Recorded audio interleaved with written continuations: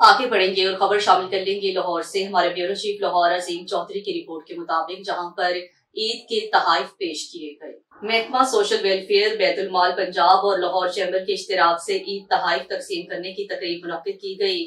नेकी के कामों में सबको बढ़ चढ़ कर हिस्सा लेना चाहिए। सबा मुमताज बानो, महकमा social welfare and Baitul Mal Punjab और Lahore chamber of commerce and industries के ज़रिए इत्तेमाम सोशल वेलफेयर कम्प्लेक्स में मुकीम अफराद में ईद तहाइफ तकसीम किए गए। सोशल वेलफेयर ट्रेनिंग इंस्टीट्यूट के एडिटोरियम में मुनक्किद तकरीब में की गई।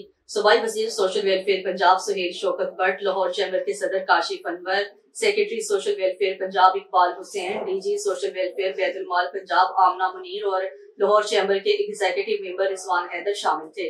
Director general social welfare and Baitul Mal Punjab Amna Munir ने मेहमानों की आमद का खैर मकदम किया और तकरीबी तकसीमी तहाइफ में ताउन करने पर लाहौर चैम्बर ऑफ कॉमर्स का शुक्रिया अदा किया। इस मौका पर चमन, नशेमन, आफियत और दारुल फलाह समेत सोशल वेलफेयर के इदारों में मुकीम बच्चों, बेवा खवातीन, बुजुर्गों और खुसूसी अफराद में ईद उल फितर की मुनासबत से कपड़ों समेत मुख्तलिफ तहाइफ पेश किए गए।